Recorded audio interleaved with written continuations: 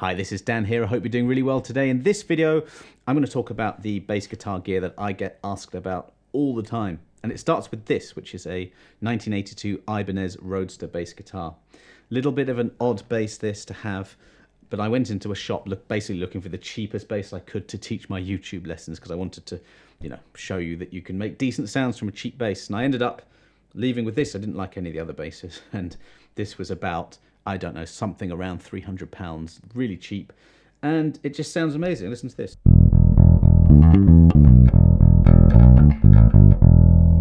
That's how I normally have it, just where you have both pickups blended equally. Very good for rock, very good for funk actually, and slap.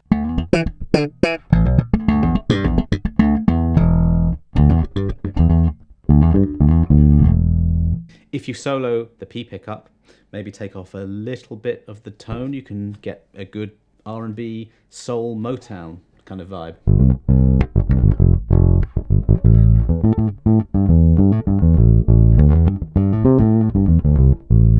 Then you get a vastly different tone if you solo the back pickup, a little bit like a, sort of Jacko tone.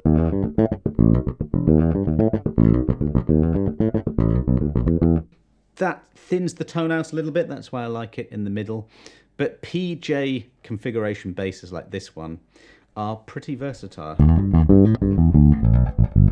It's got these two tone knobs for each pickup as well. But if you just look at this bass, look, it's got a hole there where the jack socket used to be. It's got this really cheap plasticky pick guard, which is hiding a little bit of a botch job here. It's got this stuff here. It's a bit battered and bruised like its owner, but I absolutely love it. It was made in one of these Japanese factories in the early 80s that just produced very good instruments with high quality craftsmanship. So that's that bass. I mean, I don't know, you'd probably look at Reverb to find one of these, or eBay, but the main take-home point about gear really is that I went into a shop, I wanted to come away with a brand new bass, and just nothing spoke to me. And I went round the corner down the corridor to another shop where I was, and I found this one, and it just, I never in a million years would I thought that I would come away with this. So just, if you're looking for a bass, I really can't recommend highly enough just getting into a shop and seeing what speaks to you. This bass did for me.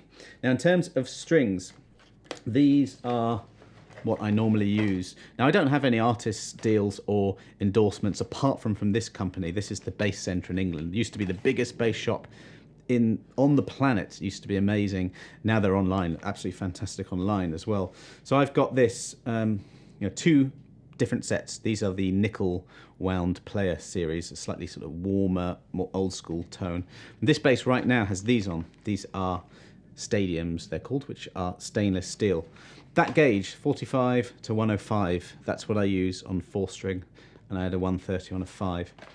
That is 40 to 100, which I'm going to experiment with another bass for sort of a bit more faster, slicker playing. So I'll show you that when I get a chance. But I do use other strings. If, for example, the Bass Centre don't have, those are called elite strings, by the way. These are pyramids, and, those black nylon tape wound. I'm going to put that on jazz bass. And these are the standard for Hofner basses. So I'm going to put that on my Hofner bass. So I don't mind using different strings if I can't find what I want with the Elite. I also use La Bella flat wounds on my 1968 Precision. So in terms of signal chain, it's fairly simple. I use these very fancy Evidence audio cables. And I go into this Avalon U5 right here, and I come out of that into this, which is really cool. This is a handmade Jules Monique. It's by Jewel Potter, a guy in America who hand makes these things, and they're really brilliant. And what I do is I just really take two signals and I put it straight into this, which is a Universal Audio Apollo 6, and that goes straight into, into this iMac, into Logic. Pretty simple setup, but I have two signals. You can see it there. Not playing anything at the moment, but I've got, there you can see that a bit. I've got DI and I've got amp, vocal, drums, backing track. You'll see the drums and the backing track later. The vocal is what you're hearing now. The DI is this Avalon, and the amp, it's not an amp obviously, but it's a preamp. It's that, and I blend the two signals together. And that's kind of a pretty standard recording technique that you have. And I can change, I can put an effect on the second channel. It just beefs things up a little bit, especially in this day and age where you're listening on on, you know, computers or iPhones or whatever, just make the bass a little bit louder, really. I've got this here. This is my portable setup. This is a Universal Audio Arrow, but actually I put my basses into there and I put my vocals through there. So those two Universal Audio units, that one and that one together, is very powerful actually. And that's my iMac, which is I think a 2020 model. Logic Pro X, very simple setup. In many of my lessons, I'll play along to a drum beat or a backing track. And by the way, if you haven't checked out my lessons, you know, do subscribe to the channel. I put out actually a lesson every day, including a YouTube short. So loads of things for you to learn. But I'll often give you for free a backing track or a drum beat. And people ask me what that's all about. So drum beats, I'll use Stylus. It's by a company called Spectrasonics. I've had it for years and years, and there are various different packs you can have, and I really don't think about things too much. I'll just load up something, see what it sounds like. So here's one I loaded up earlier, and I'll just show you how good it sounds.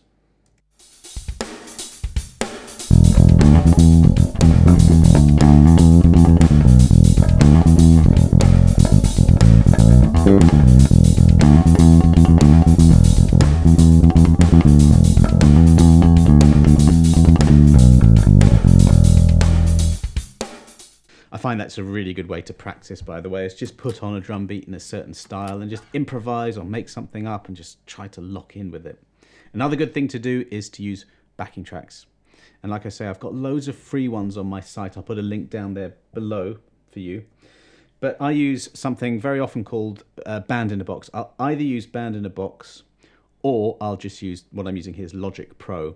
And that's got loads of instruments on it and third-party plugins you can put in to make great sounds.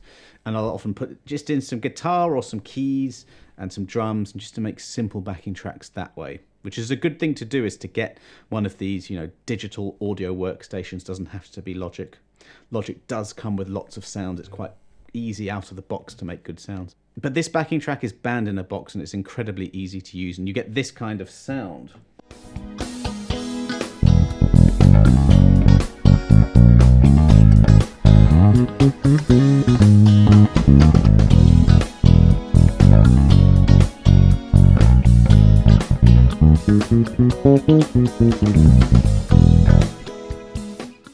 I personally find it quite inspiring to play alongside, you know, a very easy chord progression and try to make up bass lines and fills. That's really the gear that you see when I'm doing these videos. I'll obviously use quite a different setup when I'm recording online, which I do a lot of, and that takes place with all the equipment you see behind me, mainly the stuff I've shown you today, but for different basses.